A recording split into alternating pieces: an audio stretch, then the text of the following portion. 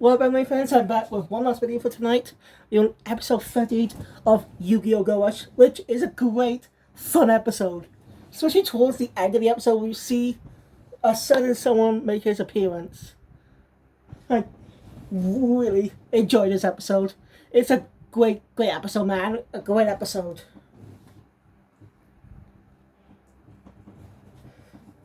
And real feels like we've gone back in time. I'll get to that. So, you know, the episode was a bit of a recap happened at the end of the last episode. After that, the machine stopped working, but Yuna won't give up. She has to create that fusion card to summon get Robian back.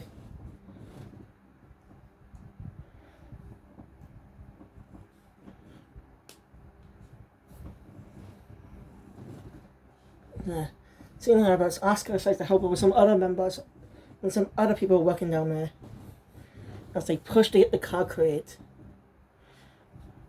Meanwhile, up on the ship,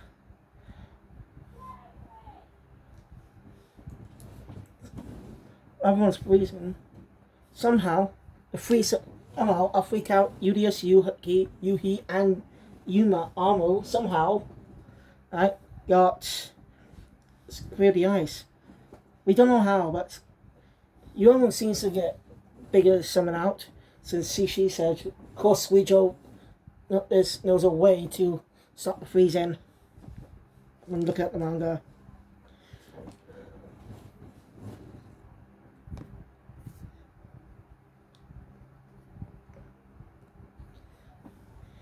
I don't think the Great King's pissed or something. Yeah, he's an idiot. He's just like Luke. Being egotistical, but Luke cares about his friends. Which we've seen in Sevens, right? Luke really cared about his friends. And well, the Gohan Plate arc is one of the great arcs for Luke. As he took over for Yuga after who was a lot exhausted. It was a great move.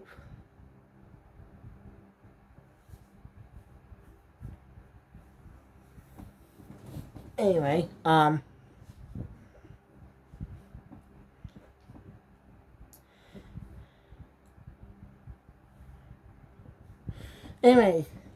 you and Oscar show up, kind of insulting Luke's manga. They don't even realize what they've been doing. Anyway, they finally, so Zuijo offers a chance for the Great King to do something, but also insulted his manga. Have a rush duel. Yuna's willing to take up the challenge, but she's a little exhausted from what she did earlier. Yuna just wants to do it instead, but okay. The Luke slips into two for a 2-on-2 duel. This is the first tag team duel in the Rush Duel continuity. Like, this is the first tag team duel ever with Rush Duel. Sevens did not choose to do it for some reason. I don't know why. It would have been easy. Yeah, I guess have some sort of battles of Rush Duels for a bit. But then transition to having tag duels. Well, Classic Yu-Gi-Oh! Didn't have... All seasons didn't really have much tag duels. At least they had tag duels.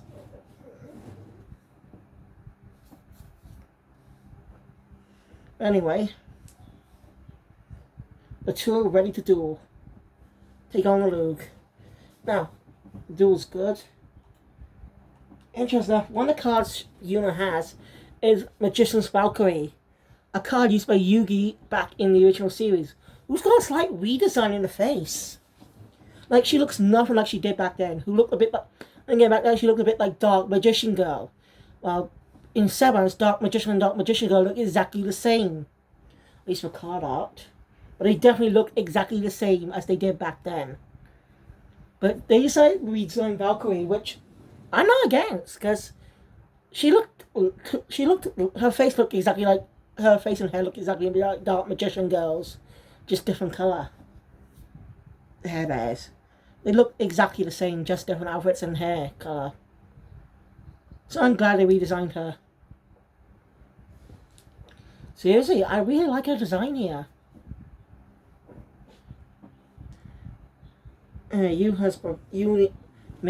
Yuna is preparing to fusion summon, but She's so exhausted she collapses.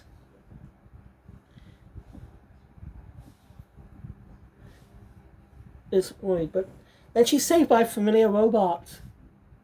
Can you guess who? Who this little robot is? You don't know who I'm talking about, do you?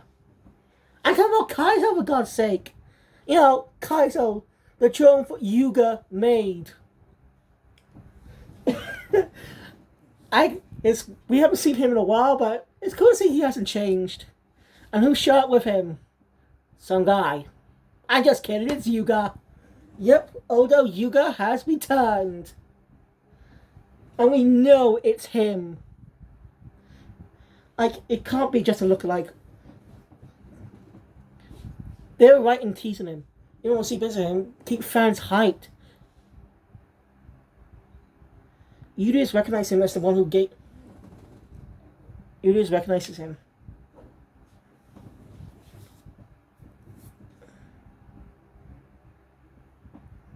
I mean, come on, it's obviously Yuga. They don't know who he is. But we do. Come on. The outfit, the voice. Yep, he speaks for the first time. It's definitely Yuga's voice actor. Not a variant, because we have variants. With the Odo twins. That's gonna be curious. I'm curious to see how he's gonna explain when he says his name. Odo Yuga. I mean, come on. I mean, I cannot wait for episode 39. I really, really can't wait for the next episode. Ooh, I'm so excited. This arc is going to be more excited to see the return of Yuga. Seventh didn't get much love, which is sad. But I think it was alright. I like the characters. But the blackmail for Roman, I didn't like much.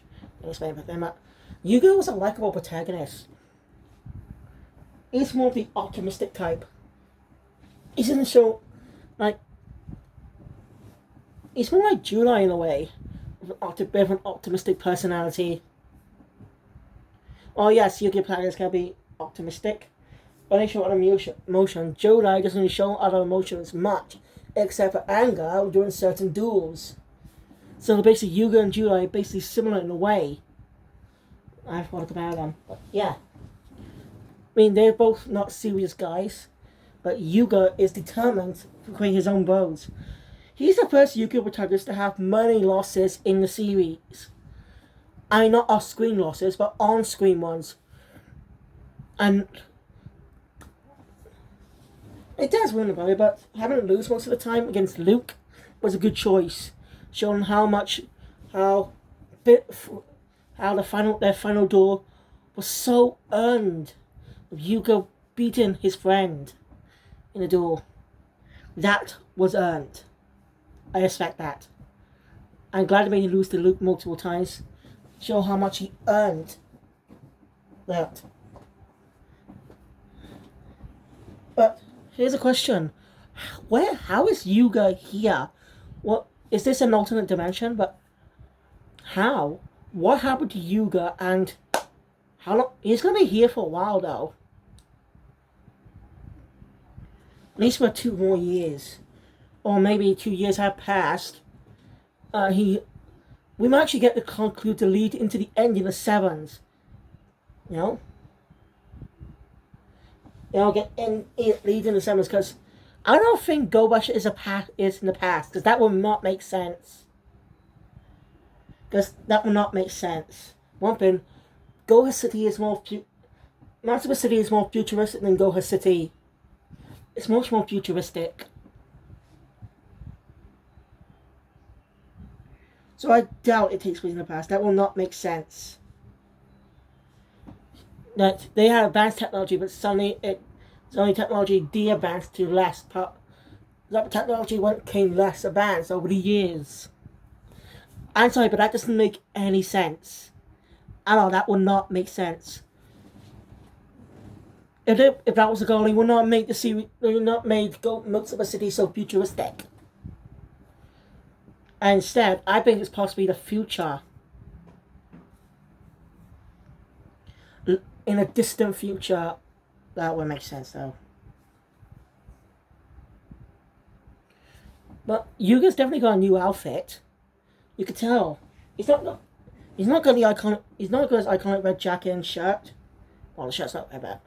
You can watch the Seven's dub on Sky Kids in the UK, or if you have Hulu, watch them. Or it's got more episodes now, up to the duel between Yuga and Otis in the battle royale type of arc. Which oh, the King of Duels arc. It's called. No, that's not what it's called. It's the arc where Yuga teams up with Roa and Nail, the strongest trio in the series. Lantern and Roa share a lot of similarities, both flamboyant personalities. Alright, I didn't want this video to be short, so I did go on about it, but that did help to extend the video a little bit. Anyway, detail, Yuga's still wearing the helmet, but it's so obvious it's him for people who've seen Severance. This is more of a treat for Severance fans, but keeping a mystery for new fans of watching Go Rush for the first time without any prior knowledge of the series. Or any prior knowledge of Severance. It's clever. It's a great way for fans to see him again, and for new audiences to find out who he is. And I cannot wait to see how this connects into the ending of Severance. Of course they gotta explain that. We can't get that ambiguous of what happened in those 2 years. Since the characters are now in middle school at that point in time. I think around first years or second years. You see, if they were first years, let's see, high school around 15. Around 14, 15. So 14, 13, 12. Makes them around 12 years old. Yeah, I think they were actually 10 years old at the start of the series. In Severance, I think they were 10. So it means they were around 12 by the ending. But we do not know how much time's passed. Yuga, when his face is covered, looks a little older.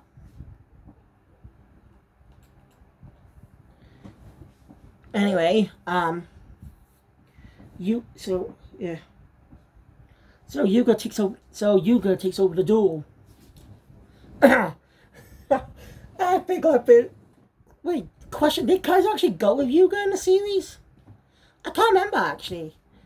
Help me refresh my memory, but was Kaizo with Yuga at the end of this, before the finale, in the last episode, in episode 92? Was Kaizo with Yuga during the final duel against Otis?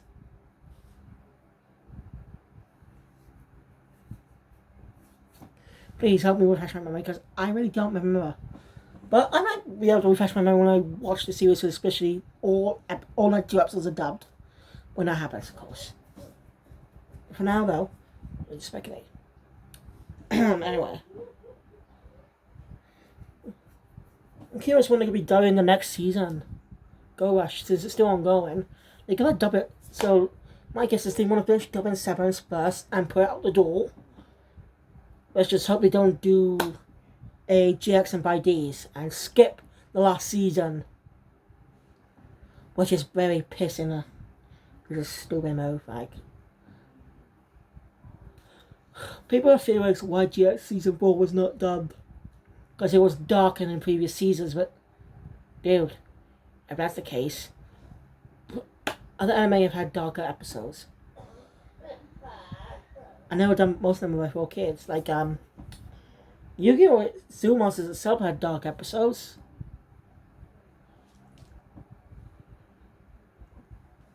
Even more creepy on the Japanese version, which I do plan to watch.